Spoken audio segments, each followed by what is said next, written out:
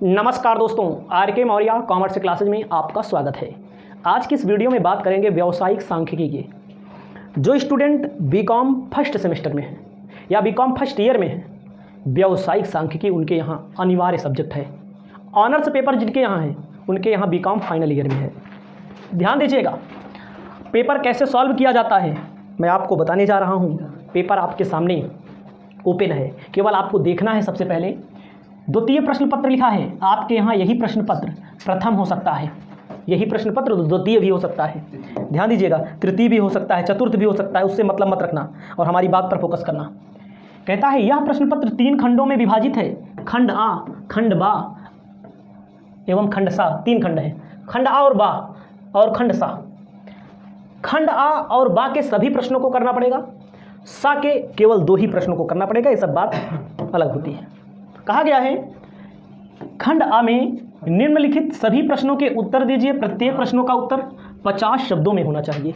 जब आपको पेपर मिलेगा, कॉपी मिलेगी, तो आपको जो कॉपी मिलेगी 28, 30, 32 पेज की, एक पेज में, ध्यान दीजिएगा, एक पेज में, ध्यान दीजिएगा, सांख्यिकी की परिभाषा दीजिए पेपर में।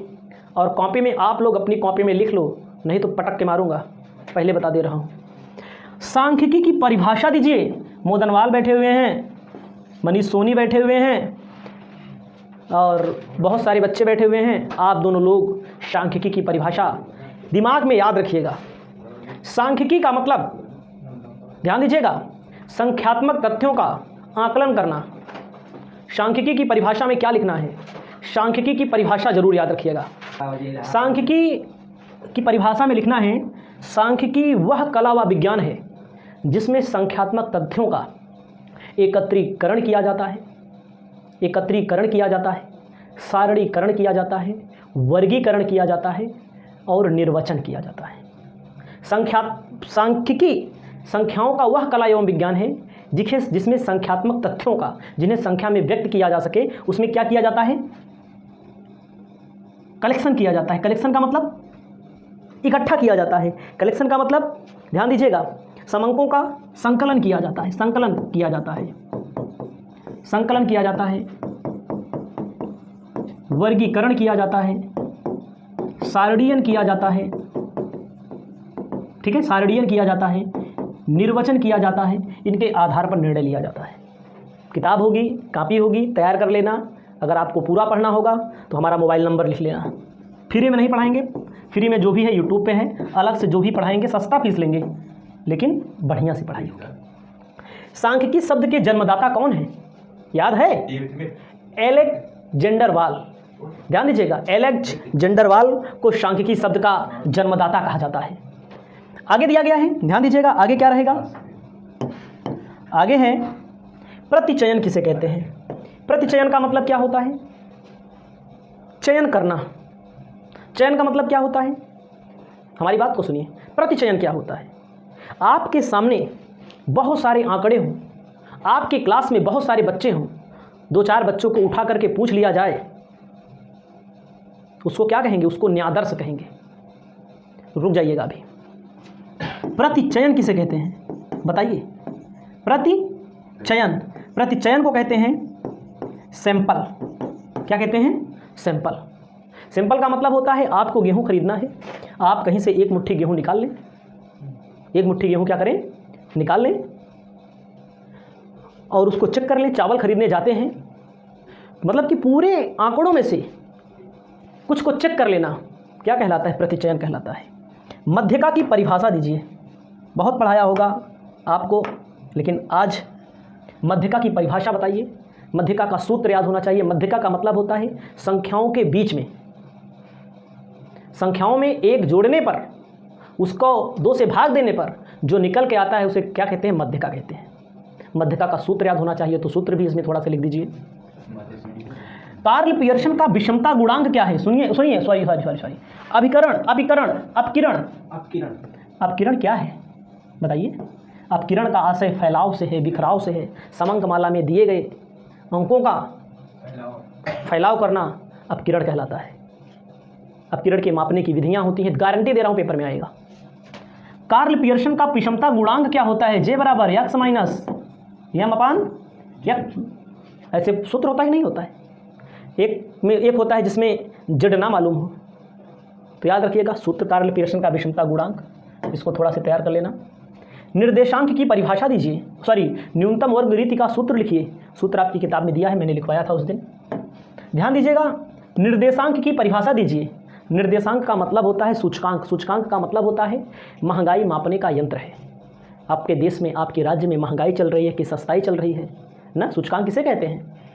जो कंपनियां होती हैं, जो महंगाई चल रही है, उसको मापने का यंत्र क्या कहलाता है? निर्देशांक कहलाता है। पेपर में इससे संबंधित बहुत सवाल आता है, फिशर वाला। सहसंबंध को परिभाषित कीजिए। दो समंकमालाओं के बीच जो संबंध पाया जाता है उसे सहसंबंध कहते हैं। कार्ल पियर्सन का सहसंबंध गुणांक मैंने पढ़ाया है, संगामी विचलन रीति मैंने पढ़ाई है, कोटि सहसंबंध गुणांक मैंने पढ़ाया है, धनात्मक संबंध, ऋणात्मक, पूर्ण धनात्मक, पूर्ण ऋणात्मक, निम्नतम, मध्यतम, बहुत सारी चीज़ों को मैंने समझाया है। इसको अपनी कॉपी में सबसे पहले आप लोग लिखने का कष्ट करें, उसके बाद हम अपनी प्रक्रिया को आगे बढ़ाने का कष्ट करेंगे। आपको ध्यान देना है, बहुलक को परिभाषित कीजिए। बहुलक का मतलब क्या होता है? जो बार बार आए पेपर में, इन सभी में से पेपर में क्वेश्चन आपके यहाँ मिलेगा, लिख लो कॉपी में। अब आते हैं खंड बा में। सांख्यिकी का महत्व जरूर पढ़ लेना है आपको, संख्यात्मक तथ्यों का महत्व, सांख्यिकी कहाँ प्रयोग की जाती है। अब जो बच्चे बहुत सारे कोचिंग पढ़ते हैं उनके लिए विकल्प में दिया है, बेटा ऐसा करो तुम समांतर माध्य ज्ञात कर दो।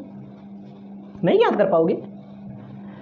0 से 10, 10 से 20, 20 से 30, 30 से 40, 40 से 50, नव छात्रों की संख्या 10, 12, 20, 1810 दिया गया है ना। तो इसके लिए आप क्या करो, क्या करोगे? मिड वैल्यू निकालना पड़ेगा ना। क्या आएगा? 5, 15, 25, 35, 45 ना, 10, 12, 20, 18, 10। इसका उत्तर लगा के जो हमारे सामने बैठे हुए महानुभाव हैं वो दिखाएं, तो वीडियो में भी हम बता दें बच्चों को। लगाएंगे नहीं, ये आपका कर्तव्य है। ध्यान दीजिएगा, क्लास इंटरवल 10 से 0 से 10, 10 से 20, 20 से 30, 30 40, 40 50। फ्रीक्वेंसी बोल भाई। 10, 12, 20, 18, 10। रुक जाओ। 10, 12, 20, 18, 10। प्यारे स्टूडेंट्स, सबसे पहले समांतर माध्य निकालना है, तो mid value equal to x, f into x कर लेते हैं, ठीक है। तो मिड वैल्यू निकालेंगे, दोनों को जोड़ो, आधा कर दो 5, 15, 25, 35,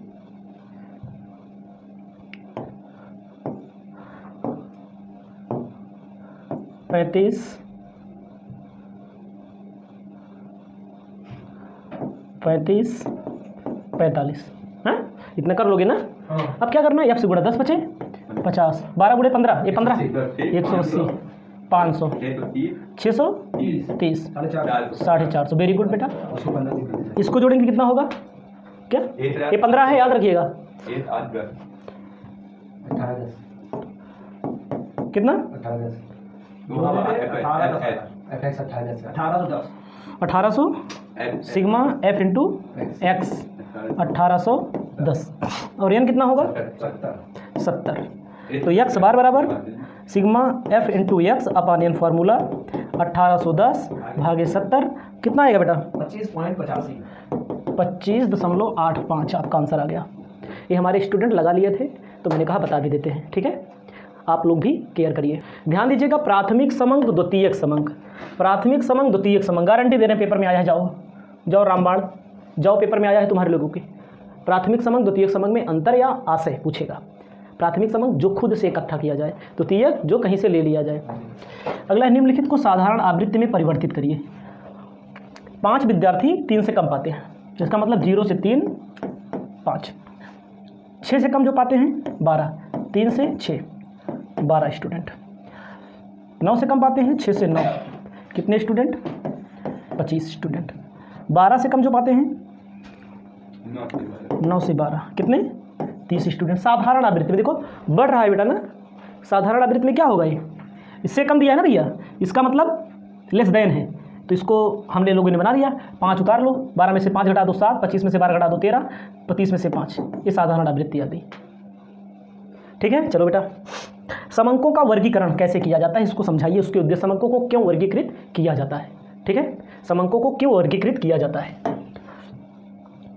अर्थशास्त्र में मध्य का ज्ञात करना है। अर्थशास्त्र में कुछ लोग नंबर पाए हुए हैं, ध्यान दीजिए प्यारे स्टूडेंट्स, इसमें आपको उल्टा दिया है, इसको सीधा कर लेना। आप लोग कैसे सीधा कर लोगे, इसको पहले लिख लेना, इसके साथ चलेगा, इसको लिख लेना, इसको लिख लेना, इसको लिख लेना, इसको लिख लेना, इसको इसको इसको इसको इसको इसको इसको ना, ये लिख लेंगे। कैसे सॉल्व होगा प्यारे स्टूडेंट्स, इसको पहले सीधा लिख करके CF निकाल लेना। कौन सा फार्मूला लगा दोगे, m = n + 1/2 लगा के दिखाओ एक बार, उसके बाद नहीं आएगा तो मैं बताता हूँ। लेकिन याद रखिए कॉन्टिन्यूअस सीरीज है, मैंने गलत बताया है खुद, हम खुद गलत हो सकते हैं।